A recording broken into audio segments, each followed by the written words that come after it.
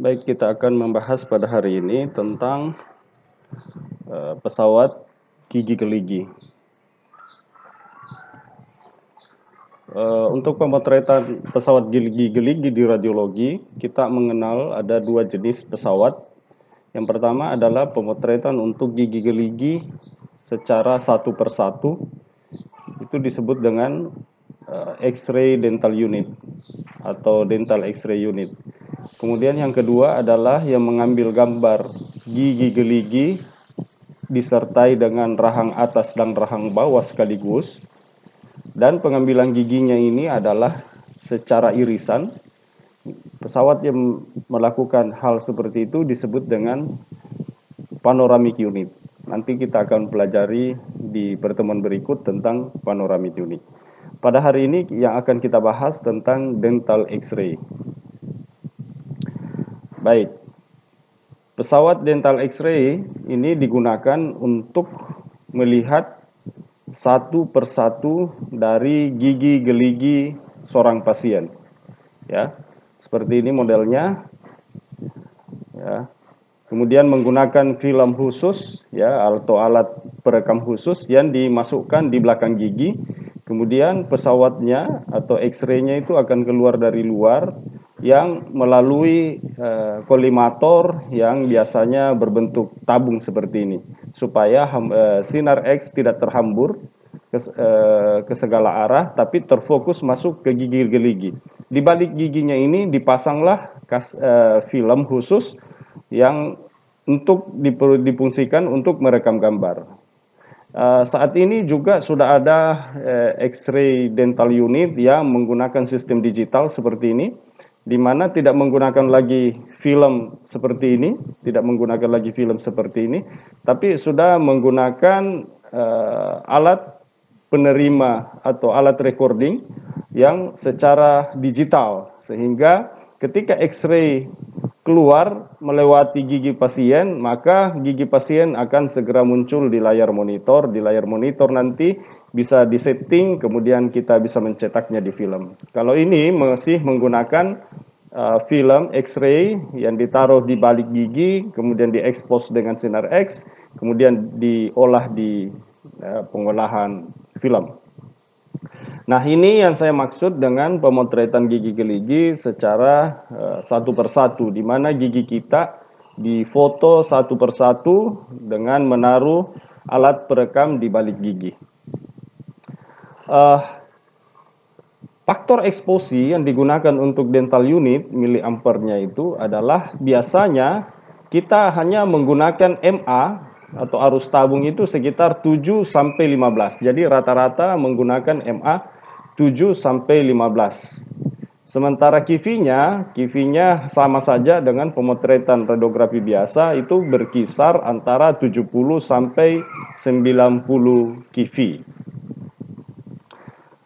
Kemudian komponen-komponen pesawat dari ini ya, sebelum saya jelaskan barangkali. Ini yang disebut dengan panoramik, ya, dental panoramik. Tapi minggu depan kita akan membahasnya. Coba Anda lihat hasil pemotretan dental unit dengan panoramik ini. Kalau panoramik ini semua gigi geligi kelihatan, termasuk rahang atas dan rahang bawah. Sementara kalau dental unit yang kelihatan itu hanya giginya satu persatu seperti ini. Oke, kita lanjutkan tentang dental unit. Nah, ada 3 komponen utama dari dental X-ray ini. Adalah yang pertama tentu adalah tabung sinar X, ya. Kemudian ini lengan ekstensi. Lengan ekstensi ini memungkinkan kita bisa mengatur sudut, ya, yang disesuaikan dengan kondisi wajah pasien, tinggi badan pasien. Kita kondisikan lengannya ini bisa diatur sedemikian rupa, bisa diputar 360 derajat, kemudian bisa diluruskan, bisa ditekuk hingga 0 derajat, ya. Kemudian ada kontrol panel, ya. Kontrol panelnya di sini untuk mengatur faktor eksposi. Jadi 3 komponen utama dental X-ray adalah tabung X-ray, kemudian lengan ekstensinya, ya, yang berfungsi mengatur sudut penyinaran, kemudian kontrol panel. Umumnya dental X-ray itu bersifat mobile, ya. Jadi bisa dipindah-pindahkan, umumnya ringan dan memiliki roda, ya. Jadi bisa diangkat-angkat ini. Satu tangan juga kita bisa angkat. Nah, pesawat dental X-ray, komponen-komponennya, ya, yang kita bahas tadi secara lebih kecil lagi, secara spesifik.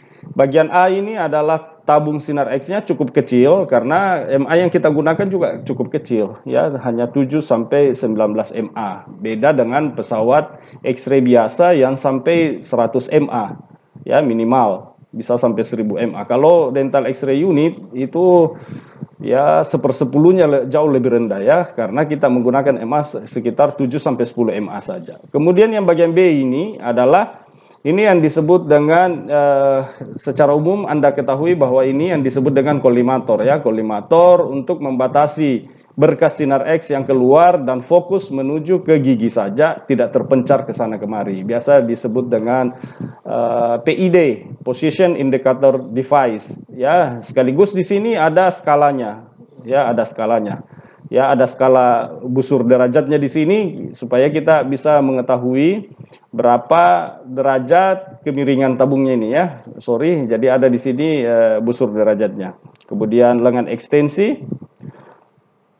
Nah, secara umum dental X-ray tabungnya sama saja dengan radiografi biasa. Yang membedakannya hanyalah dari sisi filamennya. Filamennya ini tidak terlalu besar karena MA yang dihasilkan juga relatif kecil, ya, relatif kecil. Kemudian yang kedua, anodenya biasanya kita menggunakan anode diam, bukan yang stasioner, bukan yang berputar, ya. Umumnya menggunakan anode diam karena beban elektron yang harus dia tahan untuk beban panas akibat benturan elektron dari filamen ini tidak cukup besar sebagaimana menggunakan X-ray biasa. Jadi tolong diperhatikan sekali lagi, filamennya ini tidak sebesar X-ray biasa. Yang kedua, anodenya bukan anoda putar tapi anoda diam. Kenapa? Karena tabung anode ini tidak menerima beban panas yang sebesar X-ray atau radiografi biasa. Anda harus tahu bahwa beban panas itu tergantung dari pertama besarnya filamen yang menghasilkan banyak elektron. Semakin besar elektron, tentu semakin banyak MA yang kita masukkan menghasilkan MA yang semakin menghasilkan elektron yang semakin besar. Ketika elektron semakin banyak, maka tentu benturan yang dihasilkan akan menghasilkan panas yang relatif lebih besar. Jadi saya simpulkan, semakin banyak elektron, maka tentu akan menghasilkan panas yang semakin besar juga. Sehingga pada X-ray biasa kita menggunakan anoda putar supaya benturan, ya, atau target di anode ini tidak fokus pada satu tempat, sehingga distribusi panas akan tersebar di permukaan anode. Beda kalau dental X-ray karena MA yang digunakan kecil, tentu menghasilkan juga elektron yang kecil. Karena menghasilkan elektron yang kecil, tentu panas yang dihasilkan tidak sebesar menggunakan radiografi biasa. Kemudian kolimator yang digunakan ini itu biasanya berbentuk silinder, ya, berbentuk silinder agar berkas sinar X ini yang keluar ini hanya kita bisa batasi dan hanya fokus di gigi geligi saja, tidak terpencar dan tentu menghasilkan hamburan sinar X yang juga tidak terlalu besar. Ya, oke. Oke, PID atau alat kolimator ini biasanya berlapis timah. Jadi ini memang kelihatan bening, biasanya kelihatannya bening seperti ini. Saya perlihatkan dulu. Kelihatan bening seperti ini, tapi ini adalah fiberglass yang sudah dilapisi dengan timah, sehingga sinar X ini tidak menembus, ya, tidak menembus PID ini. Jadi saya ulang sekali lagi bahwa PID ini adalah umumnya fiberglass yang sudah dilapisi dengan timah, atau kadang-kadang menggunakan juga kaca yang berlapis PB, sehingga memungkinkan sinar X tidak menembus keluar. ya, dan hanya fokus pada gigi geligi pasien. Oke, saya lanjutkan tentang PID tadi. Umumnya berbentuk silinder, ya, kadang-kadang juga berbentuk persegi panjang, tapi yang paling umum itu adalah berbentuk silinder. Ya, berfungsi membatasi berkas sinar X yang keluar. Panjangnya biasanya 8, 12 atau 16 inci, tapi yang rata-rata kita pakai itu adalah 12 hingga 16 inci. Ya. Kemudian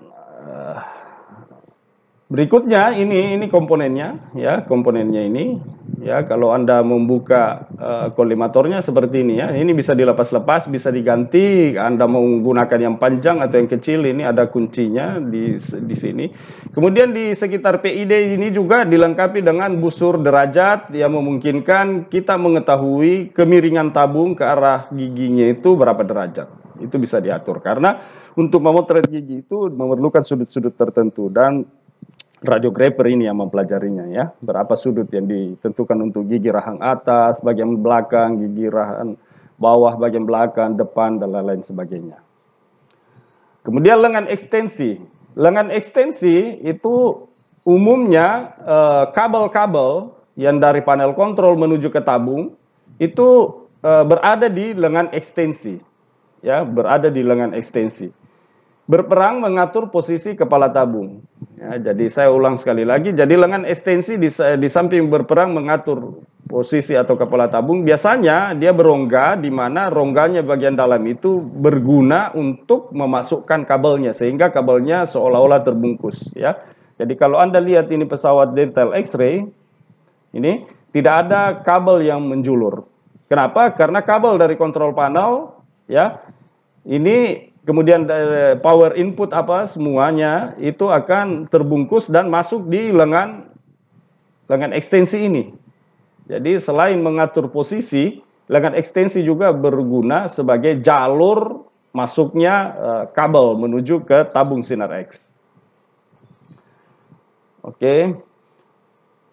Kemudian hati-hati kalau meluruskan lengan ekstensi seperti ini, ya. Kalau Anda luruskan seperti ini pesawatnya bisa terbalik, ya, bisa terjungkal. Kenapa? Karena beban tabung kalau Anda luruskan seperti ini, lengan tabung ini akan menjadi tidak seimbang dengan penopang pesawat ini. Jadi kita tidak boleh meluruskan dan menjuntainya ke bawah ini. Ya, harus diatur sedemikian rupa agar keseimbangan dari pesawat ini tetap terjaga.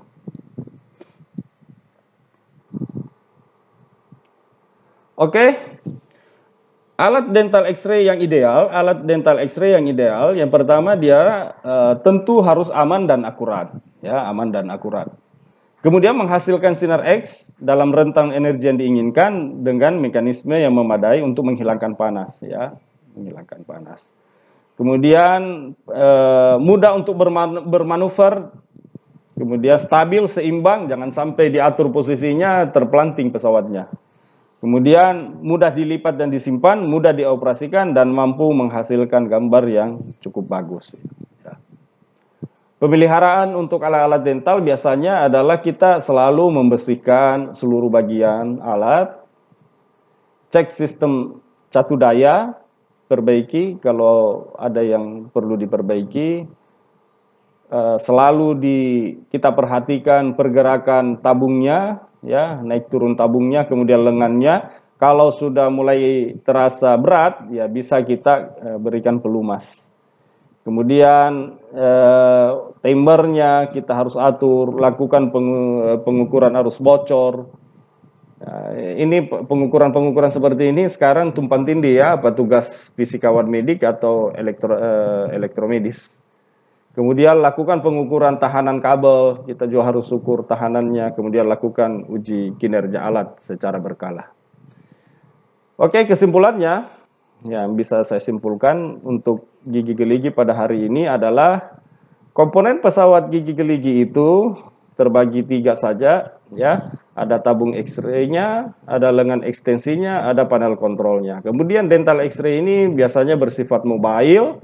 Kenapa bersifat mobile? Karena ringan dan mudah kita pindah-pindahkan, ya, dan memiliki roda. Kemudian tabung sinar X-nya sendiri ya memiliki arus yang relatif kecil, hanya 7 sampai 15 MA tadi, sehingga beban tabung yang diterima oleh oleh anode juga relatif kecil, sehingga anode yang digunakan juga hanyalah anode diam, bukan yang bukan yang bersifat rotari, tapi bersifat stasioner atau yang diam, anode diam. Kemudian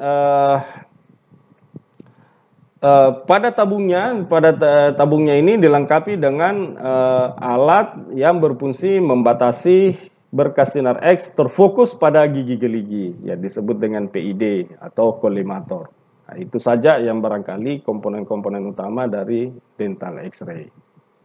Oke, minggu depan kita akan bahas tentang panoramik, dan ketika live nanti kita bisa